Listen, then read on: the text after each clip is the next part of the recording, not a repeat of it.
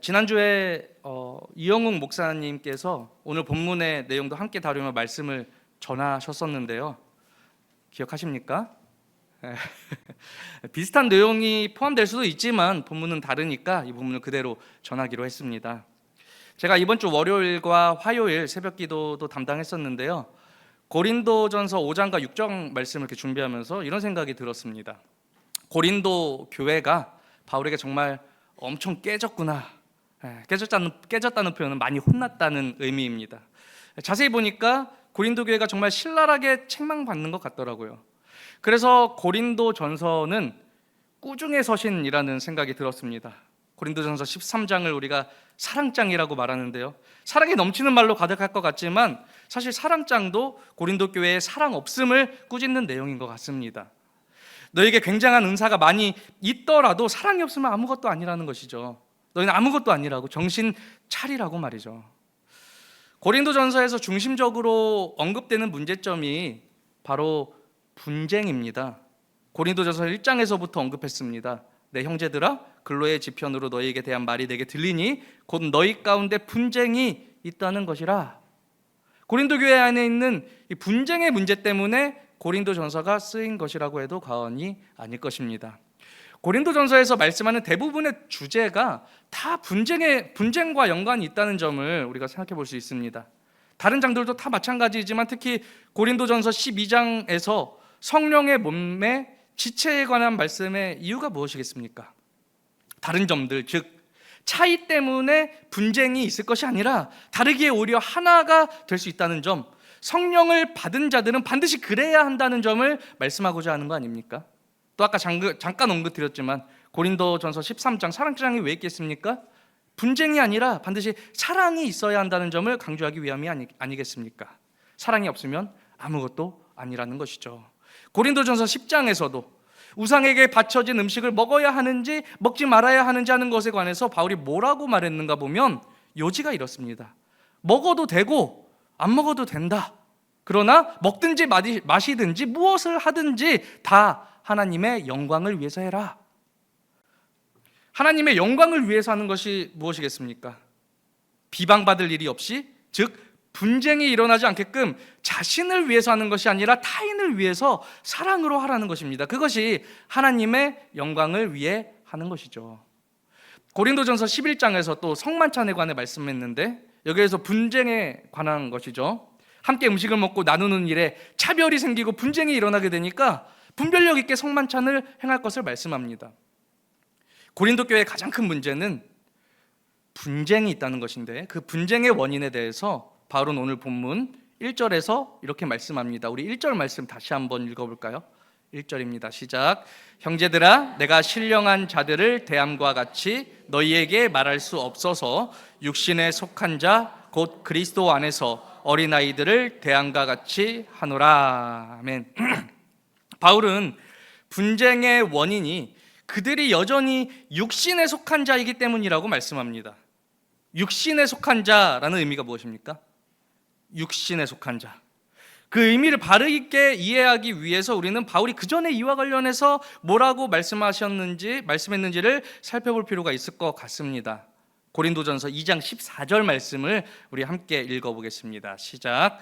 육에 속한 사람은 하나님의 성령의 일들을 받지 아니하나니 이는 그것들이 그에게는 어리석게 보임이요 또 그는 그것들을 알 수도 없나니 그러한 일은 영적으로 분별되기 때문이라. 아멘. 육에 속한 사람은 하나님의 성령의 일들을 받지 않는다고 말씀했습니다. 그러니까 육에 속한 사람은 성령에 속한 사람과 반대되는 의미를 갖는 것이죠. 그렇다면 성령에 속한 사람은 어떤 사람들입니까? 고린도전서 2장 12절 말씀을 보니까 이렇게 말씀했습니다. 우리가 세상의 영을 받지 아니하고 오직 하나님으로부터 온 영을 받았으니 이는 우리로 하여금 하나님께서 우리에게 은혜로 주신 것들을 알게 하려 하심이라. 아멘.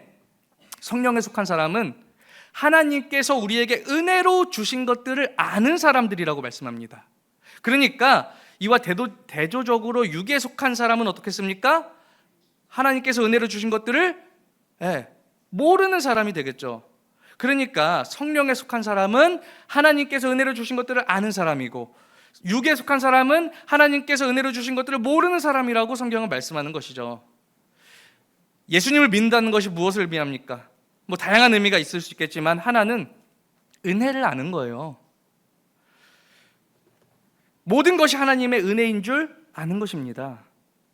예수님을 믿지 않는 사람은 은혜를 모를 수밖에 없습니다. 하나님을 인식하지 못하고 알지 못하기 때문에 어떻게 은혜를 알 수가 있겠습니까? 그저 자기 힘과 자기 능력을 의지하고 그것만 알 뿐이죠. 그렇다면 바울이 고린도 교회 성도들에게 그들이 예수님을 믿지 않는 자들이라고 말하고 싶은 것일까요? 그런 것은 아닙니다. 그들이 예수님을 믿지 않는 자들이라는 것을 말하는 것이 아니라 그들이 예수님을 믿었고 그래서 성령에 속한 사람들이지만 여전히 육에 속한 자들과 같은 그런 모습에 바울은 한탄하고 있는 것입니다. 너희가 성령에 속한 자들인데 여전히 육에 속한 자들과 그런 같은 모습이면 어떡하냐? 정신 차려라! 이런 말을 하고 있는 것이죠. 바울이 그들을 어린아이들을 대함과 같이 한다고 말씀했는데요, 그들이 성령에 속한 사람들이지만 성숙하지 못해서 여전히 육에 속한 자들의 모습을 하고 있다는 것입니다. 지난주에 이용국 목사님께서 어린아이들, 즉 조카들 이야기를 했던 것이 기억이 납니다. 물건을 고치는 목사님과 옆에서 훈수를 두는 아이들에 관한 이야기를 하셨었는데요, 저희 집에도 어린아이들이 있습니다. 저희 집에 있는 아이들의 특징이 무엇인가 하면 맨날 싸웁니다. 너희는 어떻게 한시도 싸우지 않을 때가 없냐? 라고 제가 얼마 전에 한탄하면서 아이들에게 한 소리 했었는데요, 저희 아이들의 이 싸움이 고린도전서에서 말씀하는 이 분쟁과 성격이 비슷하다는 생각이 들었습니다. 저희 아이들이 왜 싸우는지를 가만히 보면 자기만 알기 때문입니다. 아이들이 매 순간 싸워서 어떤 예를 들어 설명해 드려야 할지도 잘 모르겠는데요, 자기 방에 왜 들어오냐? 내 물건을 왜 만지냐? 왜 나랑 안 노냐? 왜 내가 하는 것을 따라하냐? 싸우는 이유가 너무 많아요. 사실 자기도 다 똑같이 하면서 상대방이 하면 그것을 매우 못마땅해 합니다. 그래서 저는 늘 이야기하죠. 그럼 너는 내 방에 왜 들어와? 우리가 다 함께 사는 집인데 서로 방에 들어갈 수 있는 거 아니야? 그거 아빠가 다 사준 건데 서로 잘 나눴으면 좋지 않냐? 너 지금 그거 안 쓰고 있는데 그거 동생이 좀 만지면 어떠냐? 서로 좀 따라하면 어때? 어차피 다 따라하면서 사는 거야. 너도 다 아빠 엄마 따라하는 거 아니냐? 그런데 제가 아무리 잘 설명해 보려 해도 소용이 없더라고요. 나는데도 너는 안 돼. 이런 게 어린아이들의 특징인 것 같다는 생각이 듭니다. 자기만 아는 것이죠. 상대방의 기분, 상대방의 입장을 전혀 생각하지를 못합니다. 바울이 고린도 교회의 이 분쟁에 관해서 육신에 속한 자, 즉 어린아이들이라고 말하는 이유가 여기에 있습니다. 그들도 분명 성령에 속한 자들인데 여전히 너무 미숙한 것이죠. 성장을 이뤄야 하는데 여전히 성장하지 않고 계속 이렇게 어린아이에 머물러 있음을 한탄하는 것입니다. 성령에 속한 자로서 모든 것이 하나님의 은혜인 줄 알아야 하는데 여전히 육신에 속한 자의 모습으로 다 각자 자기만 아는 것이죠. 그래서 그들 가운데 시기와 분쟁이 있고 그것이 그들의 육신에 속한 사람이라는 증거가 된다고 말씀합니다. 그래서 3절에서 이런 말씀을 합니다. 우리 3절 말씀을 함께 읽어보겠습니다. 3절 시작. 너희는 아직도 육신에 속한 자로다. 너희 가운데 시기와 분쟁이 있으니 어찌 육신에 속하여 사람을 따라 행함이 아니리요. 고린도 교회도 자신들이 육신에 속한 사람이라는 말을 듣고 싶지는 않을 것입니다. 인정하고 싶지 않겠죠. 그러나 그들 가운데 시기와 분쟁이 그들의 육신에 속하여 사람을 따라 행하는 것임을 증언한다고 바울은 말합니다. 먼저 우리에게 예수님을 믿는 것이 중요합니다. 그러나 예수님을 믿는 것이 전부가 아니라 믿은 후에는 자라가고 성장하는 것이 중요합니다. Tree is growing. 자라는 나무가 자라가고 나무가 자라가야 해요.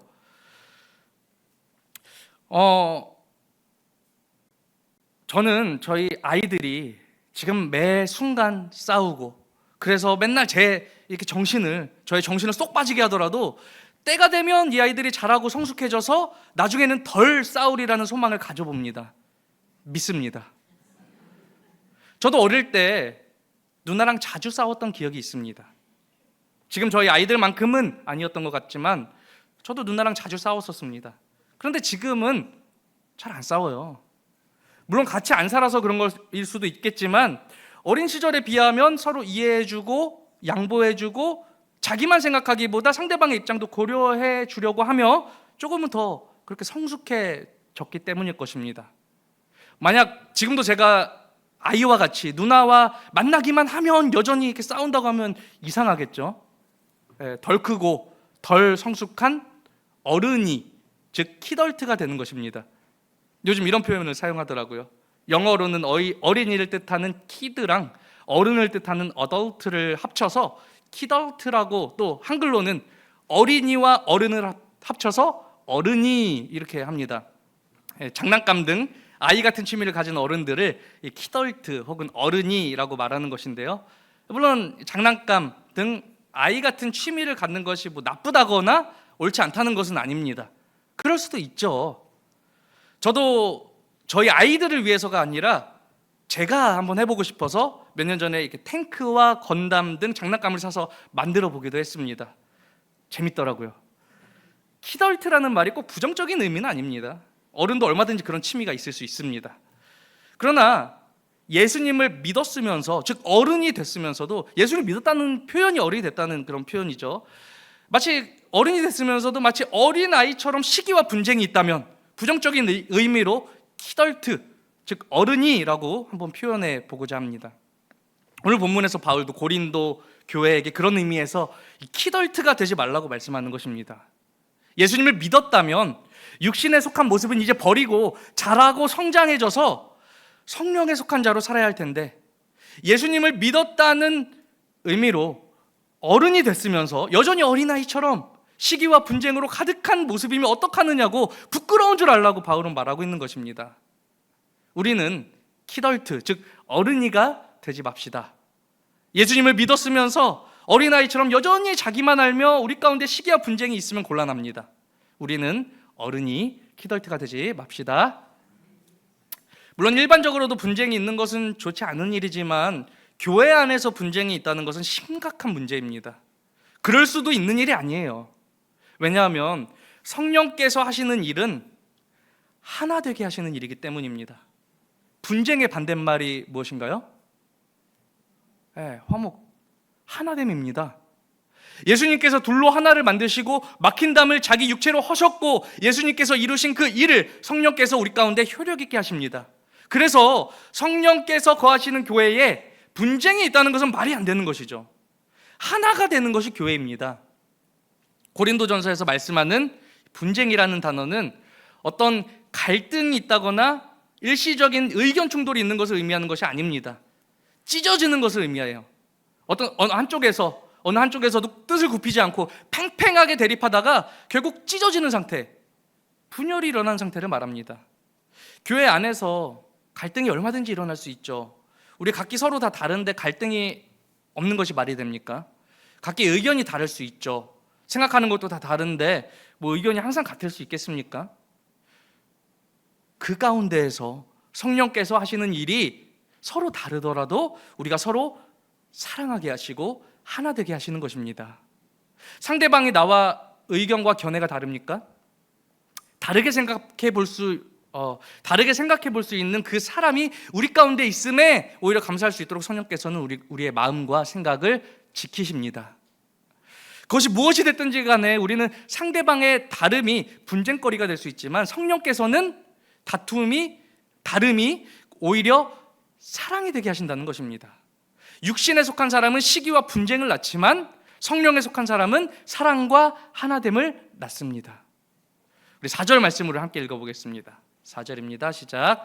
어떤 이는 말하되 나는 바울에게라 하고 다른 이는 나는 아볼로에게라 하니 너희가 육의 사람이 아니니요.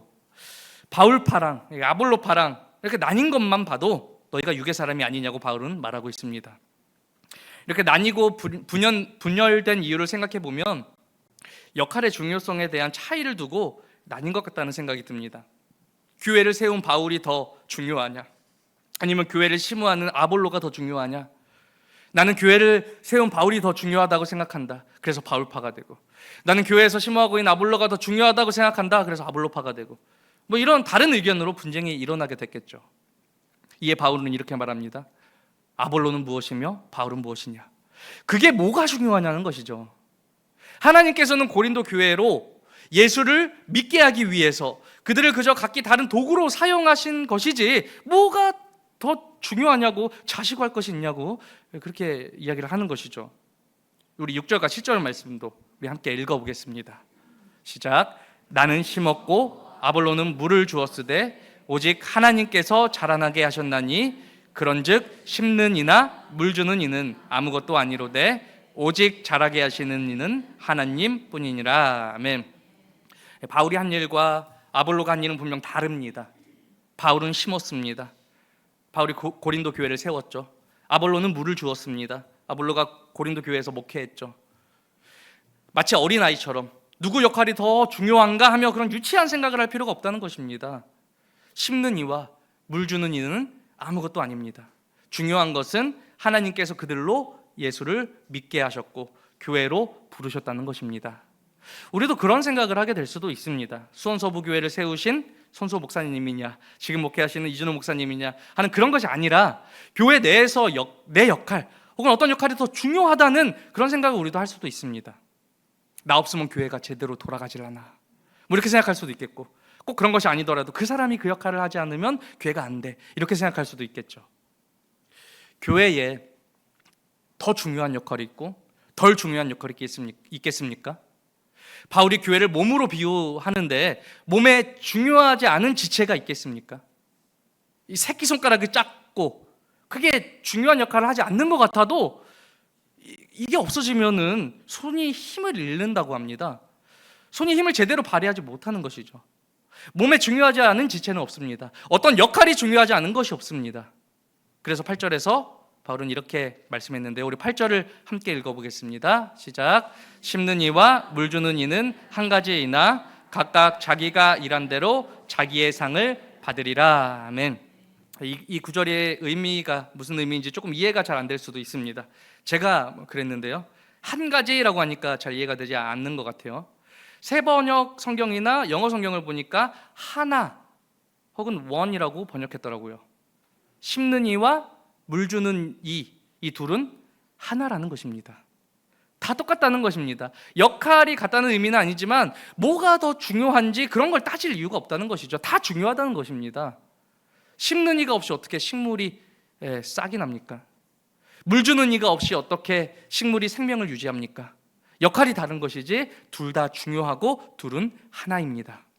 각자 자기가 일한 대로 자기의 상을 받겠지만 어떤 역할이 더 중요하다고 말할 수 없고 하나님께서도 그것을 따지지 않으실 것입니다. 10달란트로 10달란트를 남긴 종이나 5달란트로 5달란트를 남긴 종이나 하나님께서는 다 똑같이 칭찬하십니다. 잘하였도다 착하고 충성된 종아라고 말이죠.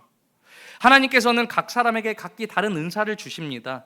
우리는 어떤 은사는 10달란트처럼 큰 은사라고 생각이 들 수도 있고 어떤 은사는 더 작은 은사처럼 생각이 들 수도 있습니다. 그러나 하나님께서 보기 원하시는 것은 주신 은사를 잘 활용하는 것이지 뭐가 크고 작고 중요하고 덜 중요하고 그런 걸 따지는 것이 아닙니다. 하나님 그런 걸 중요하게 생각하시지도 않으십니다. 그저 하나님께서는 주신 은사를 우리가 잘 활용하는지 그걸 보기 원하신다는 거예요. 하나님께서 많은 은사를 주셨으면 그만큼 잘 활용하면 됩니다. 은사를 많이 받았다고 은사를 적게 받은 지체를 깔보지 말고 말이죠. 우리는 그렇게 되기 쉬운 것 같아요. 내가 뭔가를 잘하면 그거 잘 못하는 지체를 깔보기 쉽습니다. 쉬운 예를 들어서 물질도 은사일 텐데 헌금 많이 하면 뭐 중요한 사람이고 헌금을 적게 하면 덜 중요한 사람이 되나요? 그럴 수 없습니다. 10달란트 받아서 10달란트 남긴 것과 5달란트 받아서 5달란트 남긴 것은 사실 같은 것입니다. 1달란트 받아서 1달란트를 남겨도 그건 같은 것입니다. 1달란트 받은 사람은 은사를 받고 그것을 잘 활용하지 못해서 그것을 책망받은 것입니다. 하나님께서는 우리가 하나님께 받은 은사대로 교회를 위해 잘 활용하기를 보기 원하시는 것입니다. 마치 어린아이처럼 육신에 속한 사람처럼 큰 은사이든 작은 은사이든 뭐가 더 중요하고 덜 중요하고 그런 거 따지지 말고 심는 이와 물 주는 이는 하나라는 것을 생각하며 각자 자기 역할에 충성하면 됩니다. 오직 잘하게 하시는 이는 하나님뿐입니다. 우리 마지막으로 9절 말씀을 우리 함께 읽겠습니다. 9절입니다. 시작. 우리는 하나님의 동역자들이요 너희는 하나님의 밭이요 하나님의 집이니라. 아멘. 우리는 바울 자신과 아볼로를 가리키는 것이겠죠. 둘은 경쟁 상대가 아니라 동역자들이라고 합니다. 그리고 너희, 즉 고린도 교회는 하나님의 밭이요 하나님의 집이라고 했습니다. 바울과 아볼로는 한 마음이라는 것이죠. 고린도 교회를 밭으로 비유하자면 밭에서 풍성한 소산이 나오기를 바라는 마음이고, 집으로 비유하자면 견고하게 잘 세워지는 집이 되기를 바라는 마음으로 일한 동역자라는 것입니다. 교회 안에는 경쟁자란 없습니다. 동역자만 있을 뿐입니다. 세상에서는 늘 경쟁하죠. 하나님 없는 삶을 살면서 스스로 생존해야 되기 때문에 항상 경쟁합니다. 살아남기 위해서 말이죠. 그러나 교회는 동역하는 곳입니다. 하나님 안에서 하나님께서 맡겨주신 일에 충성하며 서로 역할을 잘 감당하는 것에 감사하며 서로 사랑하며 동역하는 것이죠. 세상 돌아가는 경쟁 원리를 그대로 교회에 가지고 들어오면 곤란합니다. 교회에는 동역자들밖에 없습니다. 물론 우리는 교회에서뿐만 아니라 세상 가운데에서도 경쟁이 아니라 동역하며 살 수 있어야겠죠. 우리는 스스로 생존해야 하는 그런 존재가 아니라 하나님께서 공급하시는 은혜로 사는 존재들이기 때문입니다. 육신에 속한 자는 경쟁하며 시기와 분쟁을 낳습니다. 그러나 성령에 속한 자는 동역하며 사랑과 하나됨을 이룹니다. 물론 우리는 모두 한때 육신에 속한 자들이었지만 예수님을 믿고 성령에 속한 자가 되었습니다. 여전히 육신에 속한 듯한 모습, 어린아이와 같은 모습을 버리지 못하면 곤란합니다. 경쟁이 아니라 동역하고 시기와 분쟁이 아니라 사랑과 하나됨을 이루는 그런 교회 더욱 되기를 주님의 이름으로 간절히 소망합니다.